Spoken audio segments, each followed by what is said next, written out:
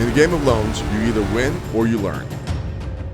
Welcome to the game of loans, where fortunes are forged and empires are built. Your hosts, lords of lending and wholesaling, are here to guide you through the realm of real estate and wealth building. Brace yourselves, cash flow is coming.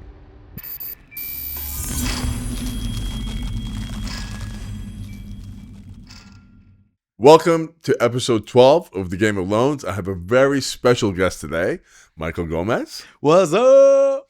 So Michael is not only a friend, but he's a business partner. He's a confidant, super duper successful in the national market. And that's how we really met, but we formed a friendship beyond business, and I'm very grateful to have you here. Oh, so am I. I'm totally blessed to be able to be here with one of my best friends. That's right. It's crazy how you can meet somebody later on in life that you didn't necessarily went to middle school with or did college with, Yeah. but somebody that just randomly kind of well, we could say randomly, but we know it's all orchestrated. It's all orchestrated. And you meet somebody, and in just a few amount of time, you're like, I would die for this person. 100%. I would be like, what do you need? Where do you need me to hide the body? Ride or die. You know? I killed someone. Let me go turn on the car. Where's the body? Yeah. Where's the body?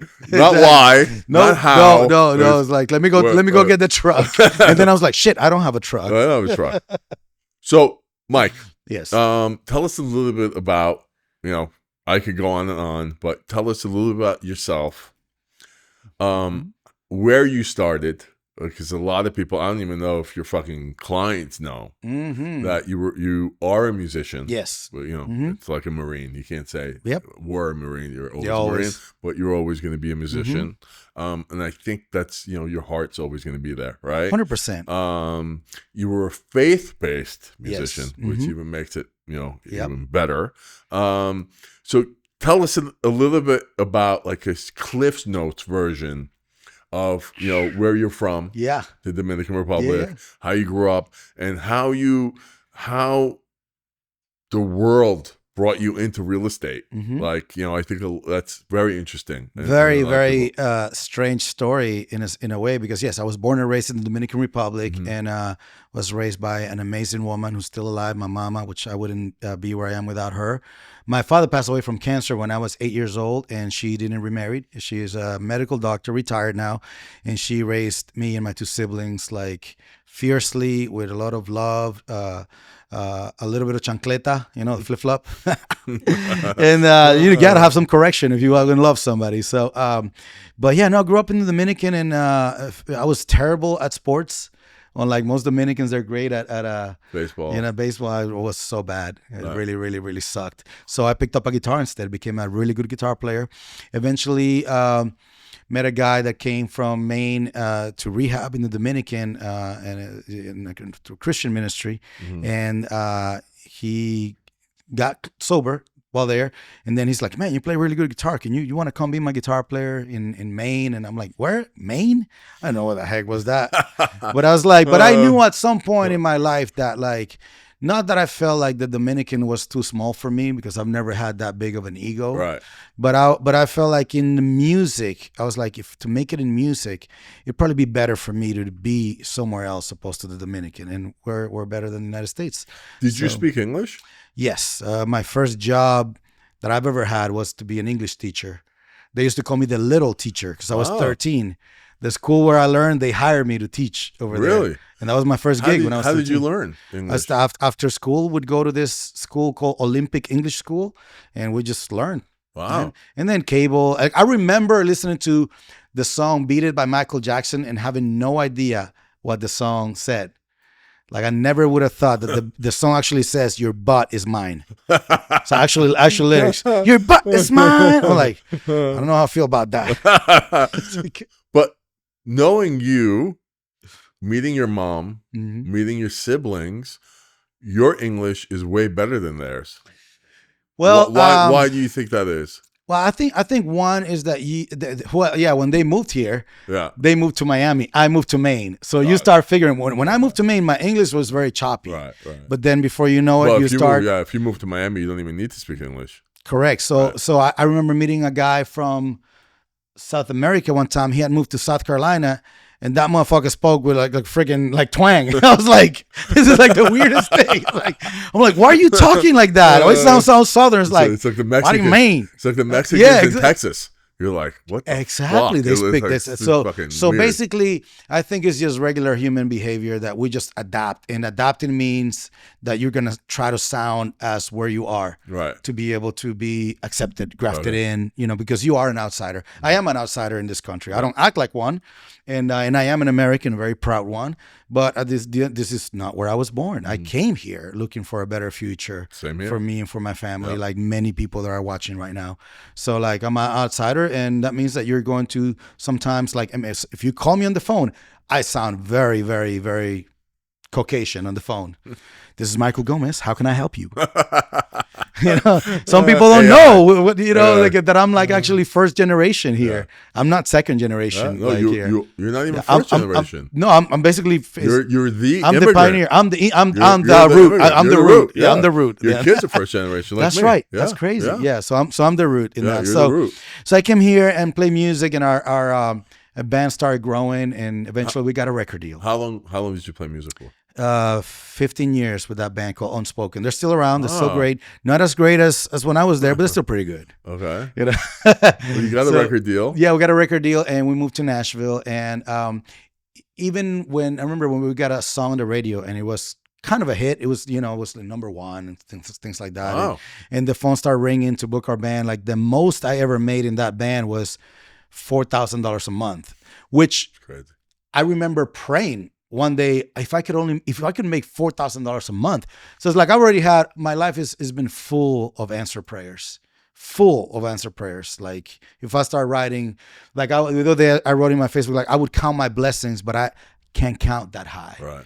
It's just That's too so many, nice. too many That's to count. nice. So it's The like gratitude, I love it. I do have faith, and I pray, and I manifest, and whatever you want to call it. I also know that things have been written, like the universe, God knew that today we were going to be talking about this today, and I try to fight it. I know that there's a day to be born, a day to die, and I try to live intentionally also because of that.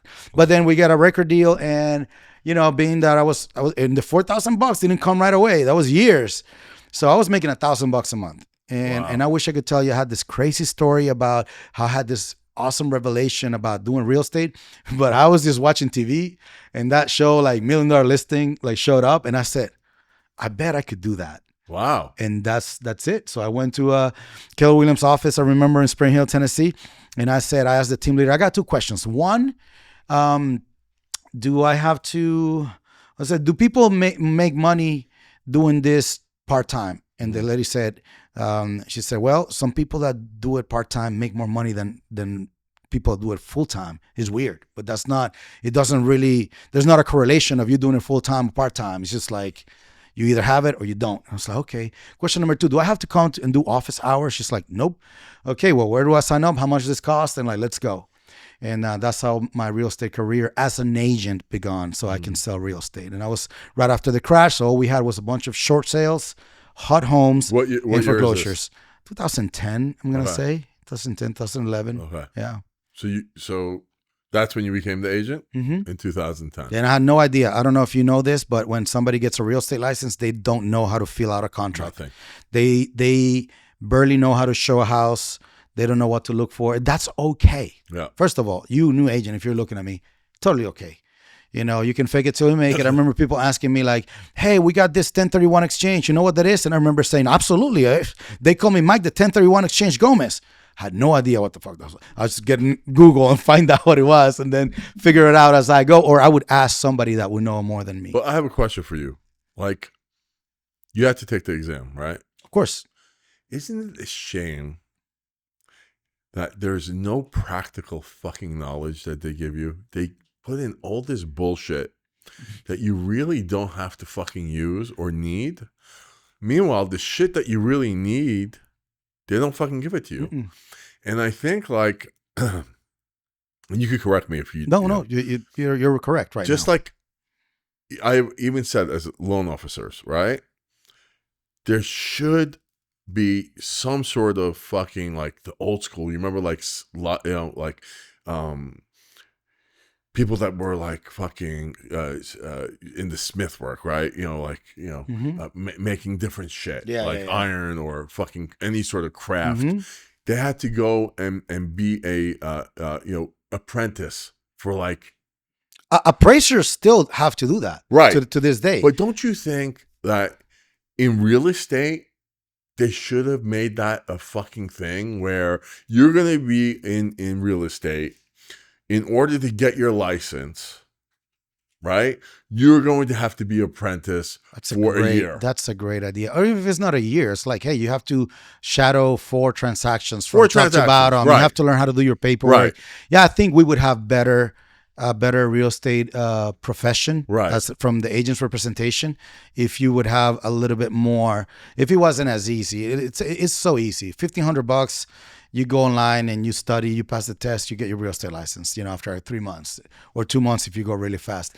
And you're kind of a walking liability at one point. That's my brokerage. Even though we would love to, we barely take new agents unless they come with a godfather, like they come with a blessing, they come with somebody that's gonna like vouch for them and take care of them, because like we're a mom and pop shop, we don't have this Keller Williams Compass training or whatever for if you're new. Like if they're out there, they don't know what they're doing, it is my liability, and that's something that I don't necessarily want over my head. So yeah, I think there's a lot of things that could be better on the educational side and licensing for agents and for loan officers as well. 100%. I can tell you that. Because even on what people don't understand is, for the most part, realtors are dealing with first-time home buyers. Would you not say that's the case? Yeah. Yeah, I would say that's the case, 100%. Mm-hmm. And the decision, to buy a house, your first house, is so fucking important. It's the most major investment that most couples are ever going to make. Yeah. Right? Now, they make that fucking investment, and who's responsible for this? It could be potentially some fucking asshole that doesn't know shit about real estate that just got into the game. It could be a well-intended. It could be well-intended, but it could be, and you have to be more political in here than me. Right? That's what I'm saying. It's like, but I would say 99% of fucking real estate agents suck, and they don't know what the fuck they're doing.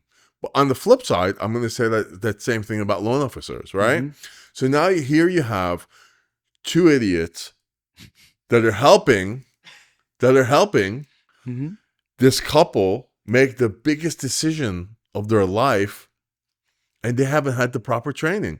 And I think that's fucking... Yeah, that's criminal. That's messed up. That is messed up. Because you don't have that in any other business. No. If you go into insurance, mm-hmm. they don't fucking release you know what? And I tell my agents too, like, because we have a small commercial arm. I said, hey, I know that you want to make the money if you get a commercial like lead, or your uncle wants to buy a restaurant or whatever.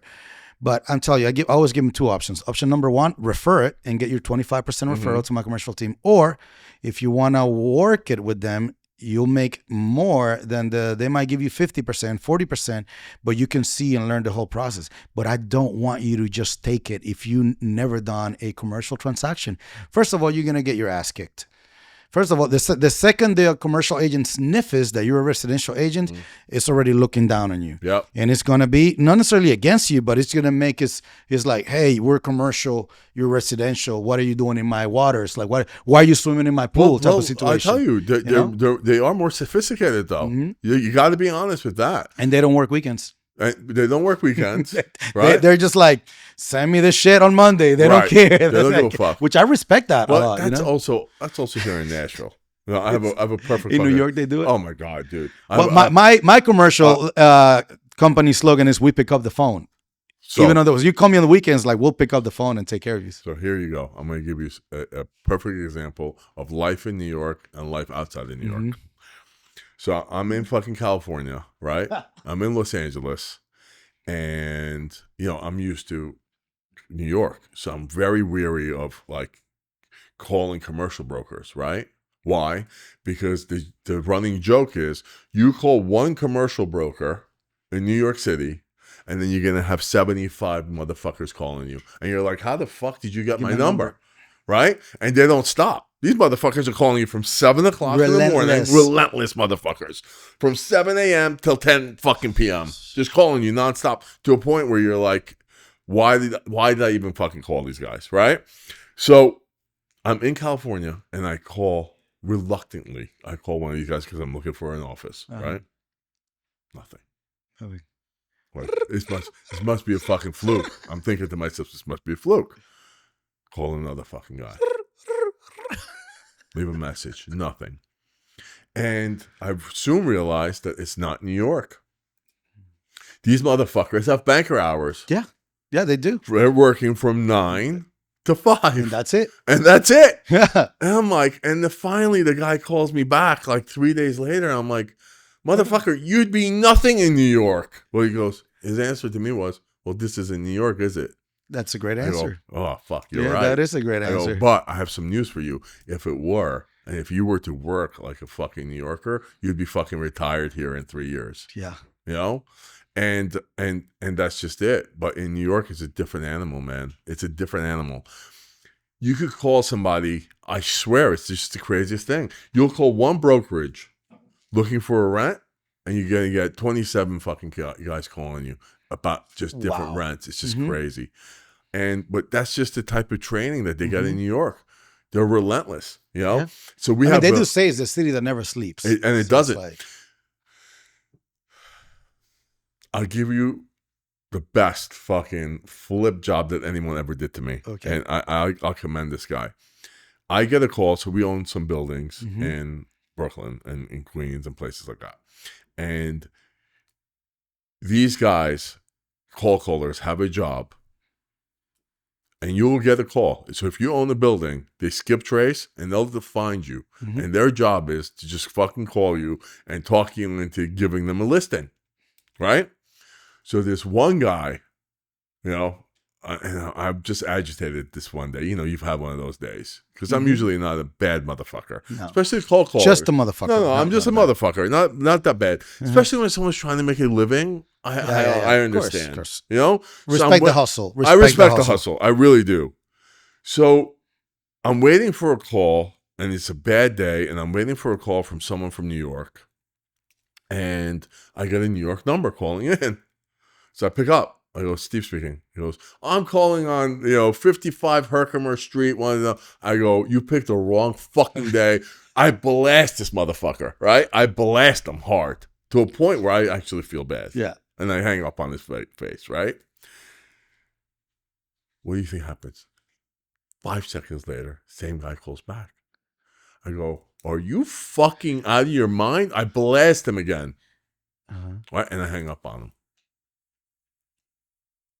Another minute, the guy calls back.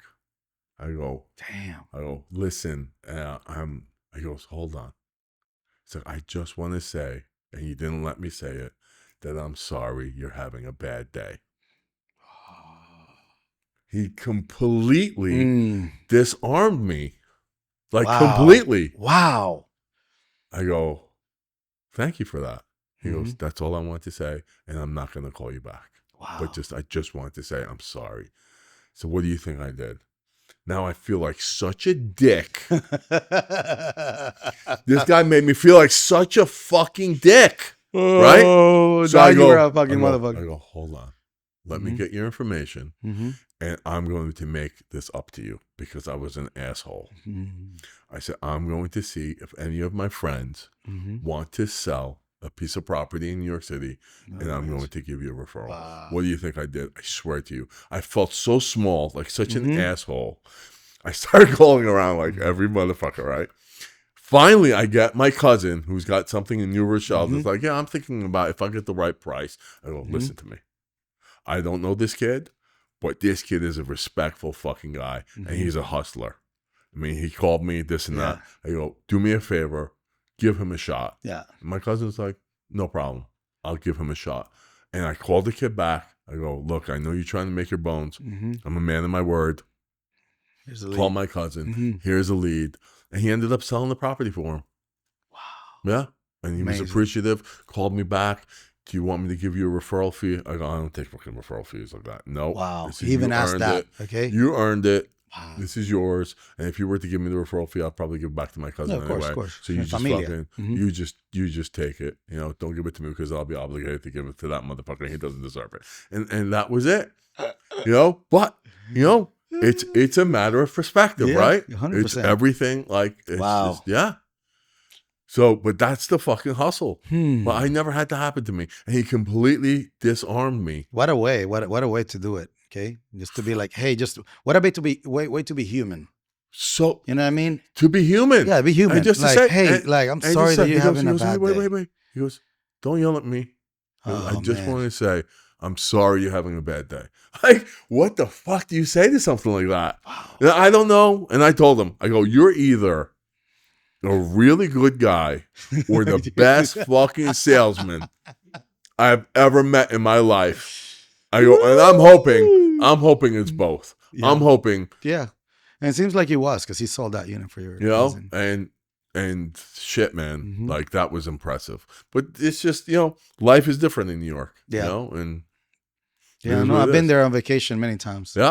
Well, I'm Love sorry, I cut you off. No. So now, Keller Williams, you have Yep. all of this stuff. And then I started. I was cutting a record, and the producer was like, "Hey, you're an agent, right? You got your license. I want to buy some rentals." Mhm. And I'm like, "Why do you want to buy rentals for?" Mhm. And this is how green I was, and my mindset was like, "It's like, well, you know, I did really good. I won Songwriter of the Year, and he did that year." He said, like, "But the guy that won that award 3 years ago is broke now." And it's like, what? Yeah. He just called me, wanted to write with me. He's just not doing great financially anymore, whatever. I'm like, and he's like, and I know in music, life is like this. You have a great year. You have a couple of years that suck, then another great year, then That's the knock it out of the park. He's like, and I want my life to be, I want my income to like, I want to have this like, you know, $8,000-9,000 coming in a month. Like, so that I know that all my living expenses are paid for. I was like, oh man, that sounds brilliant. He said, like, by the way, read this book, Rich Dad Poor Dad. And then my eyes were opened, and I was like, I was helping him, and I started selling foreclosures and short sales and HUD homes. I was like, this is what I'm going to do with my money. But the first investment that I did was buying my own house, which is what I recommend everybody. There's no better investment than to buy your own primary home. That thing's going to be worth a lot of money, a decade, 15 years on the road, just like your parents' house, if your parents own a home. And it's probably the best and easiest way to acquire generational wealth in this country, to leave something behind to your kids, you know, or your friends, or wherever you want to leave money to. Your dog. People leave money to dogs and cats. They do. I don't judge. It's their money. Don't you? It's their fucking money. They can do whatever they want. It was like, listen, I get that all the time where people, you know, these rich people. I think Jackie Chang, cut his kids off or something like that. No, he didn't. He said that he's going to leave them like 10 million each or something, but he's got like you know $300 million. Yeah. He said that he's going to give away the rest of his wealth because he grew up poor. And he wants to help some fucking poor people, and I think that is great. I think it's amazing. Yeah, and plus you're not just cutting your kids off, giving them $10 million. Like you're setting them off. Like, listen, you know, there's a thing in the Hispanic culture. There's a thing of like if they see you like doing really good, sometimes you're looked down upon, but they don't know if your parents worked their asses off just to have that happen to you, so that you wouldn't have to go through what they went through. So I'm always very, very, very careful when I see like somebody like just like being like, well, I'm going to judge this guy, you know, like he's doing really good. Well, can I just be happy for him or for her? You know what I mean? It's like, but people just like, I want everyone to win. They throw stones, man. I'm telling you, people see somebody's success, they don't know the whole backstory. They don't know how many generations to be able to have that kid go through college. They don't know that was the first kid that went through college in the whole generations, you know? And everybody worked really hard, freaking selling juice in the street or whatever in the Dominican. To help put that motherfucker through college. Yes. You know, and that's what happens, right? So now he's a doctor doing great. Yeah, well, you know, it's like, I tell you, like I not that I was poor, I was upper middle class in Dominican, but when I came to the US, I was poor. I came here with $200 in my pocket. You know, $200 in my pocket. And I had to grow that. Okay. And I didn't come here with the idea of like, I'm going to own, you know, a bunch of homes or Airbnbs or build in Mexico or the DR or whatever. Like, I never thought about that until the meeting with the producer, and I started helping him, and then it changed the way that I was thinking about that. And then I wanted to help people understand that, and my clients that were just residential or people that just wanted to build rental portfolios. Then that's really what I specialized on, and I do it myself, and that's why my clients like to work with me, because it's just like, hey, I'm doing it already. You don't just preach, you do. Like, I'm investing in this. Like right now I'm buying a unit of that first condotel here in Nashville with some of my friends, and I've sold 5 of those. Each one of those 5, I've told them, guess what? I'm buying one here. Oh, you're buying here? I'm like, yeah. Actually, a lot of them came because they saw me posting that I was buying one day, and that and I said, I'm buying one, and so should you. DM me for info. No, yeah. And my inbox like blew up. Yeah. I should do another post that I haven't made a post of it. Should. Every time I make a post, I sell a unit there too. So I was like, I know, it's worth it. No, really. Yeah. So I like to put my money where my mouth is, I guess. Is that how the saying goes? That's it. Yeah. But I love that. I love, there's a lot of people, like, for instance, these fake ass fucking gurus that we see, right? And what are they telling people? The opposite of what we just said. Mm-hmm. They're telling motherfuckers, this new generation, don't buy a home because it's a bad investment. But what about this? What about my all-time favorite? You don't need any money to buy real estate. Motherfucker, you need money to buy real estate. Yeah. Now, are there ways later on in life where you can set up a syndication and all this advanced? But you're not just going to start with 0 money and buy like a home. You can wholesale, but you're not going to buy something. Yeah. So a wholesaler normally doesn't buy, right? If we're honest. I agree. And I love wholesalers, the ethical ones. The other ones can go suck one. Yeah. Oh, did I say that? That's bad. Yeah, it's okay. You could do it. That's bad. Yeah, you could do it. That's bad. No. This podcast, everything is free. Yeah, but it's like it sucks that somebody's gonna come to like an old lady and tell her that unethical and they can suck a dick. Screw him like really bad. I agree with you. Like there's a special place in hell for wholesalers that do that. 100%. Like I said, and we're free. This is free speech. Yeah. But anyways, like that's how I do it. Even when I do any kind of investments, like 100% of the time, I have skin in the game. Oh, I remember a few years back during Corona, acquaintance of mine, because I'm trying to like really well define what my friends and my acquaintances and business relationships are. Okay, you friend, whatever. Well, people are acquaintances and stuff like that. An acquaintance hit me up, say, hey, there's this company, you can invest $10,000 or whatever. They're going to do all these things. They're going to be video for artists and, Corona, nobody's playing live. So, and I remember asking that person, are you investing also? Mm-hmm. Oh, yeah. I'm investing money. So if you are, then I'm just going to have put the $10,000. And I put the $10,000. The deal went bust. And I remember asking the guy, hey man, what you lose? Oh, no, mine was equity, equity. I'm like, I felt, my relationship severed with that person, for one. Like, even though I hope he wins in life and all the stuff, he's a very stand-up guy or whatever. But like, that's not what I asked him. It's like, do you have cash, pocket, from here, like in this deal? And you said yes. And so I felt confident that you were not going to put your money hard-earned, but you didn't. What you were just going to get a cut for bringing guys like me, which you didn't even tell me that, which that's okay. Like, if you're going to get paid. At least disclose it. Yeah. Say, hey, listen, they're gonna give me some. Yeah. There's the tacos right there, and the guy's not gonna come in, because he doesn't know where this place is. See, this is free speech. We can pause it. Okay. The guy in the black car. You want to pause it now, or should we go on? No, we're just gonna keep rolling, but keep rolling. Okay. Anyway, I agree with you though. Mm-hmm. I've had those situations, the same situations where people have actually lied to me, where they've had, growing up in New York, a lot of people were in the stock business, and they would come and they'll say, buy this penny stock, you're going to invest $5,000 and or $10,000, and you're going to make fucking $40,000 or $100,000 in 4 months, 5 months. Did you invest in this? Yeah, I invested. Mm-hmm. Meanwhile, it's all fucking bullshit. Yeah.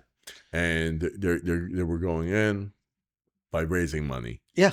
And, and then I found out later, and I lost, not significant. Yeah, like the $10,000 that I lost. That okay, so now 10,000 for me is not that much, but talk to Michael Gomez 13 years ago. It was like, I've never even made that money my whole life. But what I like to tell people before I cut them off, It's God's honest truth.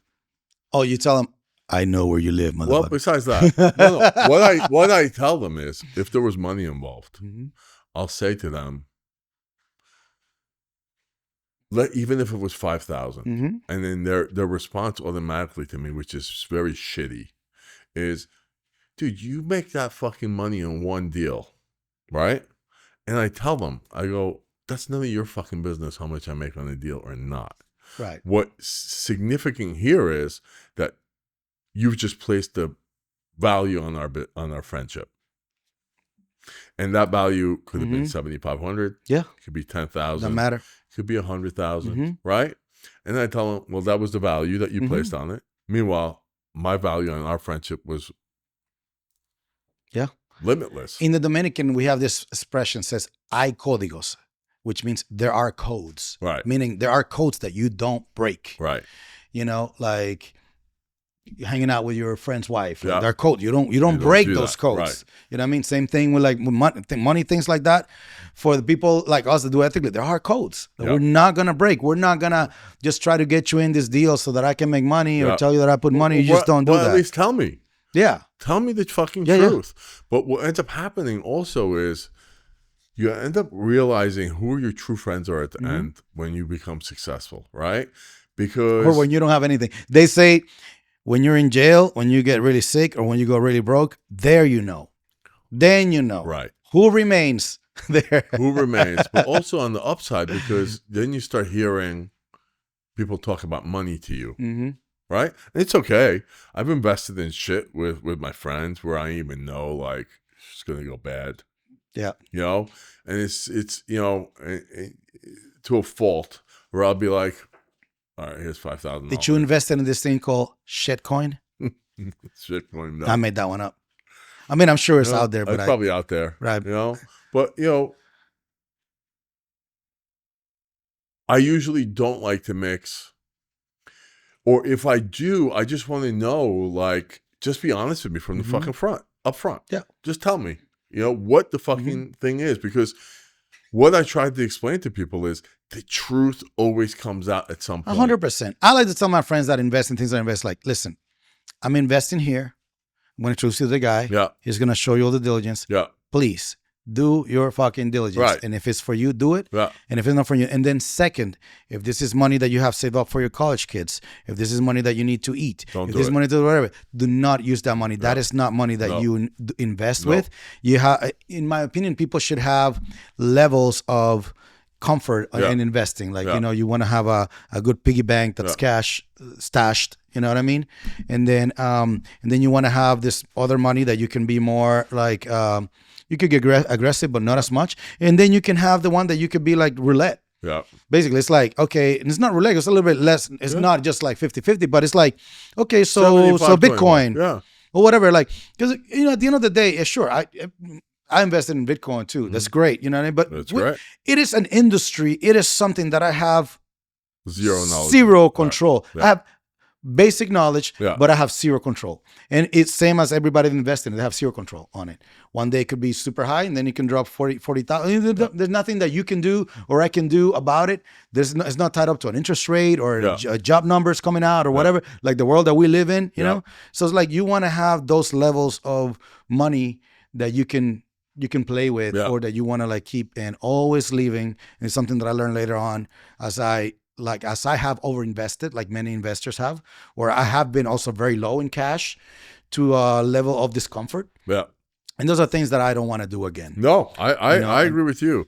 But, the thing is, even with the honesty, though, I even tell my children at a young age, I go, when you're going to lie, just understand at some point the truth is going to come up. Mm-hmm. That lie is never going to stay forever. Yeah. And if it does, it's actually bad for you because it's a fucking burden on your shoulder. Come on. It's going to add on to the stress. And the more you lie, the more it's going to just be added onto your fucking shoulders, right? But one thing I wanted to ask you is, for someone who's a beginner in this year, 2025, how are you recommending? You already said, if they don't own a house, I agree with you. First thing is, I tell them, That'd be my basic advice, yes. Be your own landlord. Yeah. First fucking try it out on yourself. Figure out, oh, fuck, boiler fucking Get wild. acquaintance with Home Depot and Lowe's. Yes. Try it out on yourself. Be your own landlord. That's the most important thing, which you just said. But someone who already owns a house, where do you think there's opportunities for them to invest? What do you think in 2025? What should they do? This is what I will say, and it's what I did when I became an agent. This can actually apply to any industry. Mm-hmm. Okay, so what you want to do, in my opinion, is you want to get your license in, you get the knowledge, or whatever branch you want to go. You want to be an agent, you want to be in mortgages, you want to be property management, you want to be Airbnbs, whatever. And then what I want you to do is I want you to find the top guy or girl who's doing that shit. Mm-hmm. And I want you to go out there and get a meeting. That's up to you. Figure out how you're going to get a meeting, find out where they eat, chase them around in the car. I don't care how you do it, but you're going to go introduce yourself. You're going to say, hey, excuse me, my name is so-and-so. I just got my license or whatever. I've really been following you on social media. I love what you do. And I would love it if you give me a shot, because nobody that has ever worked for you is going to work for you as hard as I want to learn under you. And I want to give you all of me. You know, so now I don't just want to like, oh, I want to learn from you. Give me. No. I will give you all of me. Just let me work under you, you know, and let's go. Get mentored. And you find the badasses motherfucker out there in that industry. Yeah. And that's what I did in that sense. I found the busiest agent in my Keller Williams office. I said, Mr. Brady, I know you don't know me from anywhere. You just got my license. I see that you do a lot of business. You must be really busy. And really busy here. Really busy. Barely even doing eye contact. Well, Mr. Brady, I just want you to know that I'm here to work all your buyer leads, anything that you don't want to do, please give it to me. Give me a cut, and I'll make you money. And give me a shot, and you're gonna see what a hardworking person is if you give me a shot. I think he looked at me. Yeah. There, he made eye contact. He said, "All right." I love that, and that's how it started. So smart. Listen, I tell everybody, like even people that want to get into building, I tell mentor. You know, pay if you can, whatever you need to do. Oh, I want to be a builder. You know, will you lend me money? No, of course I'm not gonna fucking lend you money. Unless you have experience, I'm never gonna lend you money. No. Yeah. Go find a fucking builder in your area that's a really good builder. Let him. Don't get greedy. Mm-hmm. Even if he tells you, fuck you, you're not gonna earn anything on the first 2-3 deals. Mm-hmm. Eat shit. Don't make fucking money. Eat shit. Don't make money. Learn. Mm-hmm. And then that's it. Yeah. Do what you gotta do after that. You know? So I love it. So Mike, I don't know, I know you follow me on social media. Mm-hmm. And you know that I'm one of the few people that's not on the Airbnb gravy train. Right? I'm not a proponent of it. I actually speak out against it, right? And my last one was against it, that did really well. And I think I got some pushback from people that are doing well on the Airbnb. Mm-hmm. And what I tried to explain to them is, you guys aren't comparing apples with oranges. You're telling me you bought a fucking house in 2015 and it's kicking ass? Yes. The house you bought in fucking 2015 or pre-pandemic sure as shit better be kicking ass, right? Because of the price point. And I think that because of the price points of what's happening today, Airbnbs, in my opinion, don't make sense. What is your take on it? Yeah, from the position that you're in. Let me return that with a question. That's all really good and pretty accurate, especially when it comes to buying a few years back when the rates were lower and the price range was lower. You know, do you believe that right now in this market, somebody can go and find a really good deal to flip a house? No. Wow. Do you believe that somebody right now can build a new construction house and make money? Yes. Okay. I think that on the flip side, because the rates are where they are, there's not that much opportunity. Okay, so I'm going to tell you, in my opinion, you're wrong. In any market, okay, if you look hard enough, you will find a good deal. True. For Airbnb, to flip, to build, for whatever you want to. Now, I'm not saying it's the common or it's right over there. Right now, there are Airbnb units here in Nashville that are listed at $825, 4 bedrooms, making $76,000 a year. Offer $725. Some of them are taking it. and moving on. So it's just not just because something is listed high and the rates are high. Like go ahead and offer 750 and get the rates like freaking in the fours. With a buy down. So there are ways that if you really wanted to do it, but it's not as common as when. It used to be. 2015. Yeah, it's not. So it's like So I agree with you. You really have to look hard. Same with a flip. I can still find a house. As a matter of fact, I would almost do a challenge right now. I would open up the MLS. I open up the MLS and I can find a deal that I make money flipping the house. Okay. But I'm not gonna pay asking price. I'm gonna find a flip that I see that I can add square footage to it, that doesn't have a bedroom in the master, that I can add it to it, that's been in the market for 65 plus days. And I'm gonna come in freaking 75, 80K under. And I'm gonna see what they paid for, because obviously most people are not gonna lose money. But I can do the math. Okay, if the agents get paid this and they make $5,000-$10,000, I mean, let's give it a shot. Like, you will find a deal in any economy. You'll be able to find a deal, whether it's new construction, flip, or Airbnb. So that'll be my answer. It's hard to find. Yes. Is it out there? Absolutely. I agree with you. I'm going to change the question. So again, I think you have these gurus out there who are telling people to concentrate on Airbnbs and stuff like that. My opinion on Airbnb is that you can find an ROI that's better if you get into an alternative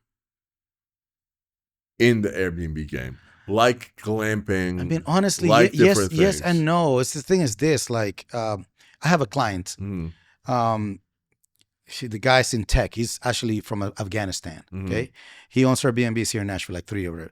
This dude was making $140,000 a year on a 4-bedroom unit.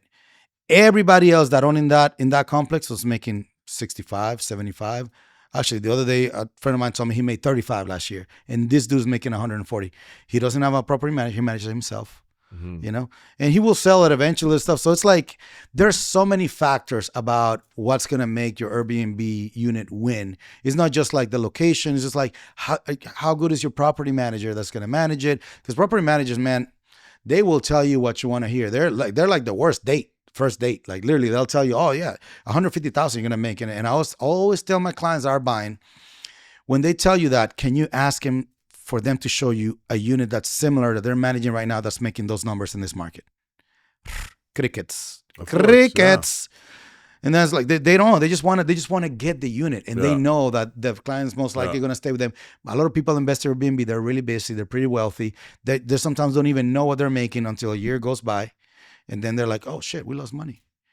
What is it? Oh, we just had an off year in Airbnb. Okay, let's give it another year. Meanwhile, the property manager is making bank, because they're still making like their gross 15 to 24% like that they're charging. So, I mean, yes, I agree with you in the sense, for example, I own a commercial property that right now is an Airbnb. It's a house. And I got weary of it, and I'm letting somebody else do Airbnb in it. And they're paying me enough rent that I can cover mortgage, taxes, insurance, all the utilities, and a couple $100 cash flow. My goal is I'm going to tear that down eventually, and I was going to build 6 Airbnbs in there. Well, that was like a year and a half ago. Right now, what I want to do is now mixed use. I want to do potentially commercial on the bottom, office or whatever, and then maybe units in the top, maybe 4 units in the top, opposed to just like, I am not as confident, and I wouldn't recommend my clients to go all in or Airbnb in any market. It's a very volatile industry. You know what I mean? It's like, it's a tough, they're battling, hotels. Well, good that you mentioned, because the numbers in Nashville are down. Everybody knows. Well, they've added like 8,300 hotel rooms in Nashville. Now, it's a different crowd, they say. And it is true. Like, the people that want to stay in Airbnb are different, but they're also looking at hotels. They look at Airbnb and they also look at hotels. So it's like, but also the saturation in the market, right? Yeah, a lot of units. A lot of units, and that's 4,000 or 5,000 Airbnb units in Nashville before there were 900. Right, and that's so so the cannibalism that's happening in that is tough. Yeah, but then it's somewhat offset by the amount of tourism growth that we have. Like, every year, there's a couple million. Listen, like you said, people come in. I think you can find. It's like downtown. Like, then why would they keep opening downtown bars? Well, there's a reason why. They're gonna open one, another one. Who's the latest artist that's gonna open? Jelly Roll. It's about to open one. Well, if it was already saturated and there was no money to be made, they wouldn't be doing that. Obviously, know that this is just get a royalty for his name like everybody else down does. Not his bar. I He's think got his name on it. I think you're right. You can always find a deal. I just think that to go into it, buy shit at market, it's just not worth it today. You That's could my also opinion. build. I have a can piece of build. land right now that I can Yeah. build 3 Airbnbs over Right. there. So they're gonna cost me maybe $450 all in Right. each. Well, I'll probably make money even Right. on low $450, years. right, You know what I mean? right. 3 bedrooms, like Correct. three bathrooms, I like think, units or again, whatever. It has to do with So it's cost like- basis. You're right. But it's just like the traditional, like, oh, I'm just gonna follow the guru and I'm going to buy an Airbnb in Nashville. I have listings right now that make sense that are still in the market. Right. You know what I mean? Literally, I have listings right now. Yeah, they might not be an asking price, but if you go a little bit lower, well, People my will guys will buy play it. ball. Right. Everybody's ready to play ball. Like, let's go. Like I actually agree with you. I think that if you're going to take a chance today, whether it's commercial Mhm. or whether it's Airbnb, this is the fucking right time to do it because everybody is taking an ass kicking today, right? You know better than me. It's Yeah. just in certain But markets. I'm getting to a point that I'm considering taking a sabbatical from investing, which that's never happened to me Right. since I became an investor. I'm being like, maybe I'll just like clear out my inventory that I have that I'm building right now, and then finish a house that we're building in Tulum. It's also like that's the other side of Airbnb too. There's a lot of clients that want to give it personal use. Right. Like my 38 Airbnb, I break even, make a couple $1,000 cash flow. I love to go there. Right. I love to, and it appreciated because I bought it cheap. Right. I bought it at $525 and it's now $1,050,000. Right. So I have a ton of money in equity, which again is, variable here and there, but like I love to go there. Yeah. So like if you go in it like that, then there's a lot of people buying Airbnb. So it's not just like looking at it, analyzing it from strictly an investment perspective. Actually, I have a lot of people like they just love Nashville. They want to come here and they want to be able to offset. They want use to it. offset. They want to offset their payments. We'd return on life. So if- ROI, ROL. Listen, I think if people get into it that way, it's still sound. But I'm going to stick to it though. Yeah. I think if That's just because you're a little bitch on it. I am a little bitch, and I think I still think that the experience Airbnb, Yeah. whether it's glamping or fucking tree homes or this and Yeah. that, just Yeah. from me seeing those numbers and seeing the ROIs on those numbers, Yeah. is fucking, you can't beat them. These motherfuckers are putting up glamping, tents yeah. for fucking 12,000 and they're charging anywhere from $250 to $500. Oh yeah, one of my friends has the We do most the fucking successful, numbers. or one of the most successful glamping here in Tennessee. We should bring him here. Let's do it. Yes. I'd love to. Yeah, I'll bring him over. I'd love to. And we'll pick his brain. Yeah. But like, I think, if you speak to your friend, he's putting up glamping, even 15,000. Do the numbers. You put a tent up for 15 G's, you rent it out for 250. Well, it's a little bit more than that. You have they have septic, site prep, you have I know. all the things, but yeah. But it's still It's not building a it's house. not building a house, right? And for the price of putting up 20 fucking tents and the septic and shit, and those bringing in cash flow, it could be the cost of one fucking house. Oh, absolutely. So now, great. And you have it's like having a small multifamily. Correct. Which is like so having a small different, multifamily. more source of income. So I think going into 2025, and I'm going to stick to this. No, unless you're going to invest in the experience Airbnb, I think it's fucked. The thing is this: Well, you can give well, give people an experience even with a regular Airbnb. You can make it an experience. I know. But people just like they get lazy or they just simply don't have the information. They think I'm gonna buy an Airbnb, it's gonna make me money. But for instance, in the Dominican, oh dude, you see this unit in Punta Cana for $70,000? We should buy it, put it in Airbnb. I'm like, bro, that's like half an hour from the beach. Right. That is not a product made for the Airbnb crowd. That's Right. for the average guy that lives in Punta Cana, that works at a hotel, and they've been saving to buy a condo, whatever. That's like their place. This is not gonna make you any money in Airbnb. Just because you put something on Airbnb doesn't mean it's gonna make you a shit ton of money. I agree. But I'll tell you where I do think that there's opportunity even here in Nashville, and what I think is missing in the market and what a lot of the investors are missing is the short-term executive leasing. Oh, short-term executive leasing. Anywhere between Mhm. 1 month to a year. Yeah. And that is something that the guys that are doing it are killing it, and they're keeping it a secret. Okay. And a lot of other people aren't doing it. And I'll tell you where you could get them. You have a lot of fucking, as Nashville is growing, the medical field is growing exponentially, leaps and bounds. And you have a lot of doctors, a lot of specialists that are coming here. They're not looking to move here, but they need that short-term executive lease. Then the market, I mean, the fucking airport is exploding, bro. Yep. Right? And the more flights that are coming here, and the more that this becomes a hub, you're going to need room for the stewardess. We've gotten some that have called for you're some need more the properties. pilots, right? And the guys that take advantage of that, the real estate investors that take advantage of that, they're the ones that are going to win in 2025, in my opinion. I love it. That's great advice. Yeah. So, well, my friend, as always, my dear friend, this was fucking fun. I love it. Bring your dude with the glamping. Done. So Mike Gomez just promised that he's going to bring the #1 glamping guy. We're going to hold him to his fucking promise with some fucking tacos next time. Don't come into your own office empty-handed, motherfucker. It's 2 in the afternoon. I assume you guys had eaten lunch. This is the end of our episode. See you guys later. Peace. You've been listening to The Game of Loans, where real estate battles are fought and won. Make sure to fortify your defenses by subscribing. Cash flow is coming, and we'll be back next time to help you claim your throne. The war of wealth continues.